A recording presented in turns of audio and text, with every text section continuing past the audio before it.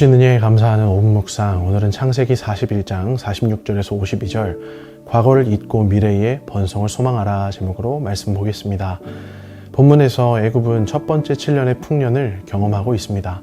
그리고 그 기간에 요셉은 두 아들을 낳고 이름을 지으면서 하나님에 대한 신앙을 고백하게 됩니다. 이러한 말씀을 통해 우리는 믿는 자들이 삶에서 드러내야 할 신앙의 고백이 어떠해야 하는지 보게 됩니다. 말씀을 통하여 우리도 어떠한 환난 중에도 하나님의 영광을 찬미하는 삶을 살아가기를 소망합니다. 내용 관찰 첫 번째 질문입니다. 요셉은 애굽의 총리가 된 후 어떤 일을 합니까?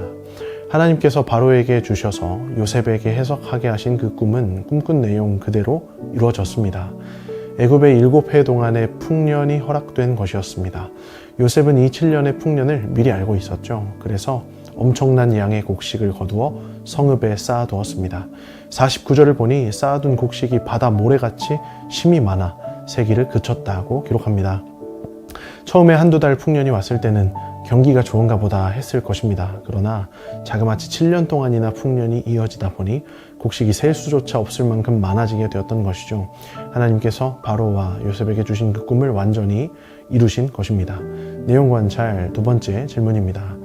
요셉의 두 아들의 이름과 뜻은 무엇입니까?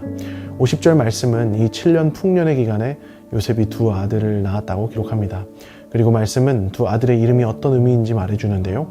먼저 첫째 아들의 이름은 므낫세인데 히브리어로 이 말은 므나쉐라는 말로 히브리어 동사 나쉐라는 단어에서 파생된 말입니다. 나쉐란 잊다, 잊어버리게 하다라는 의미의 단어인데요. 므낫세라는 이름은 요셉은 하나님이 지난날의 고통과 아버지 집에서 겪은 모든 일들을 다 잊어버리게 하셨다고 고백한 것입니다. 또 둘째 아들의 이름은 에브라임입니다. 이 말은 히브리어로 에프라임이라는 말인데요. 열매 맺다, 또 번성하다라는 의미의 파라라는 단어에서 파생된 의미로 볼 수 있습니다. 그래서 그 뜻은 하나님께서 자신으로 하여금 열매 맺게 하셨으며 번성하게 하셨다라고 고백한 것입니다. 연구와 묵상입니다. 요셉은 왜 자녀들의 이름 속에서 하나님께서 하신 일을 담습니까? 요셉은 아들 둘의 이름을 짓는 일을 통하여 하나님에 대한 자신의 신앙을 고백합니다. 먼저 고백한 것은 무엇입니까? 잊었다는 것이죠. 이것은 자신의 과거에 대한 고백입니다. 자신이 형제들에게 버림받은 일, 그로 말미암아 종으로 팔려 타국 땅에서 겪은 모든 수모와 고통 또 아픔을 다 잊었다는 것입니다. 내가 겪은 아픔을 이겨내는 일은 참 어려운 일입니다. 트라우마라는 말이 있듯이 상처는 반드시 마음에 큰 화상을 입힙니다. 생각만 해도 끔찍한 일이 많습니다. 과거의 아픔을 또 떨쳐버리기란 여간 어려운 일이 아닙니다. 그러나 하나님은 요셉으로 하여금 잊게 하셨습니다. 물론 이것이 단순히 과거의 일을 망각하는 것을 뜻하는 말은 아닙니다. 이것은 요셉이 과거의 문제를 온전히 해결받았음을 뜻하는 것이죠. 마음의 상처를 온전히 회복했다는 것입니다. 요셉은 하나님 안에서 과거의 일들을 해결받은 것을 고백하고 있는 것입니다. 그 다음으로 고백한 것은 오늘날 자신이 누린 수확과 성과에 대한 고백입니다. 자신이 누린 모든 성과, 꿈을 해석했으며 총리가 되고 또 그 모든 꿈대로 7년 동안이나 풍년이 이어진 이 모든 일이 다 하나님으로부터 말미암아 얻은 것임을 고백했던 것입니다. 이것은 자신의 현실과 또 미래에 대한 고백입니다. 요셉은 하나님께서 자신을 회복시켜 주셨으며 그러므로 앞으로도 자신을 보호하시며 열매 맺게 하실 것을 믿음으로 고백했던 것입니다. 모든 과거의 상처와 아픔에서 벗어나 온전한 회복을 이루었을 때 하나님의 은혜를 찬양하는 것은 참 당연한 일처럼 보이지만 많은 사람들이 그 당연한 일을 하지 않을 때가 참 많습니다. 오랫동안 헤매다가 비로소 잘 될 때 그때 하나님을 잊어버리는 일이 부지기수입니다. 그러나 요셉은 하나님을 잊지 않았습니다. 그 은혜를 기억하며 하나님께 영광을 돌렸습니다. 느낀 점입니다. 요셉이 하나님의 은혜로 과거의 아픔과 상처를 극복하고 미래를 향한 소망으로 나아가는 모습을 보며 무엇을 느낍니까? 이 세상에 요셉만큼 상처가 많은 사람이 어디 또 있을까요? 형제들의 손으로 노예가 되어버린 것도 모자라 또 거기서 억울한 누명까지 뒤집어 썼던 이 요셉의 삶을 그 어느 누가 사람의 말로 위로할 수 있을까요? 그 어떤 사람의 말로도 요셉의 마음을 위로할 수는 없었을 것입니다. 그러나 하나님께서 요셉의 위로가 되셨습니다. 완전히 무너지며 망가져버린 삶을 그가 친히 고치셨습니다. 다시 일어날 수 있도록 삶의 문제를 해결하시며 마음의 상처를 싸매어 주시고 마침내 그의 입술로 하여금 하나님의 은혜와 영광을 찬양하게 하셨습니다. 마음을 새롭게 하시는 하나님의 온전한 회복과 새롭게 하심이 요셉의 마음에 임하게 된 것입니다. 그러므로 사랑하는 성도 여러분, 진정한 믿음은 과거의 문제에서 벗어나 소망의 미래로 걸어가게 하는 힘이 있음을 믿음으로 고백합니다. 우리도 이 땅에서 겪는 문제들이 참 많은 줄을 압니다. 삶에서 겪는 여러 가지 문제, 사람들에게 받아 생겨난 마음의 깊은 상처들, 내 손으로는 도저히 해결될 수 없는 커다란 문제들 안에서 성도들의 마음 역시도 무너지고 망가져 버릴 때가 있음을 보게 됩니다.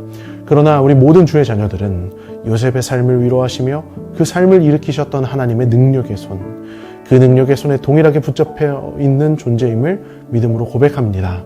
하나님의 능력의 손은 그 어느 누구보다도 깊이 좌절하며 무너져 있었던 요셉도 일으키셨듯 우리의 마음도 일으키시며 우리의 입술을 통해 하나님을 찬양하게 하실 것을 믿음으로 고백합니다. 그러므로 오늘 이 요셉을 위로하시는 하나님의 능력의 손 안에서 우리는 어떤 삶을 살아야 할까요? 우리가 오늘 요셉이 고백했던 두 가지의 고백을 삶에서 회복하기를 원합니다. 첫째로 그가 잊게 하셨다 하고 우리도 고백하기를 원합니다. 지난 날을 돌아볼 때 우리의 삶에도 우리 스스로의 노력으로는 잊어지지 않는 수많은 아픔과 상처들이 있음을 생각해 봅니다. 그리고 그것을 믿음 안에서 잊어버리기를 원합니다. 그것이 요셉의 므낫세의 고백인 줄을 믿습니다. 또 둘째로 주께서 열매 맺게 하셨다 하고 고백하기를 원합니다. 오늘 내가 이만큼 사는 것, 오늘날 내가 이곳까지 걸어올 수 있었던 모든 것이 다 하나님의 은혜였음을 고백하기를 원합니다. 만일 하나님이 우리를 돌보시며 우리를 붙잡아주지 않으셨다면 우리는 이곳까지 이 모습으로 오지 못했을 것입니다. 중간에 낙오하거나 이것보다 훨씬 못한 모습으로 존재했을 것입니다. 그러나 주께서 우리로 하여금 열매 맺게 하신 줄을 믿음으로 고백하기 원합니다. 사랑하는 성도 여러분, 우리 마음에 있는 여러 가지 아픔 중에는 그것을 다시 떠올리는 것만으로도 시리고 시큰한 문제들도 있을 것입니다. 그러나 우리가 이 문제들을 가지고 주님께로 나아가기를 원합니다. 하나님, 오랫동안 내 마음을 힘들게 했던 모든 마음의 상처들을 주께서 치료하여 주시옵소서. 나의 입술을 통하여 하나님의 치료하심과 회복을 찬양하기 원하오니 내 마음을 새롭게 하여 주시옵소서. 기도하며 도우심을 구하기를 원합니다. 하나님의 은혜는 성도의 과거와 현실과 미래 모두를 포괄하는 능력이 있습니다. 말씀 안에서 다시 한번 이 위로의 크심을 깨달아 오늘 삶의 문제를 주님 앞에 아뢰는 귀하고 복된 모든 성문교회 영가족이 되시기를 진심으로 소망합니다. 이 시간 다 함께 합심하여 기도하기를 원합니다. 나의 모든 아픔과 상처를 주님께로 향하오니 하나님의 위로와 치료하심을 경험하게 하소서. 내가 삶에서 누리는 모든 결실과 은총을 통하여 하나님께 감사하며 하나님께 영광 돌리게 하소서. 성문교회 안에 참된 치유와 회복의 역사를 주셔서 참된 용서와 참된 사랑의 가치가 바로 서는 위대한 교회 되게 하소서.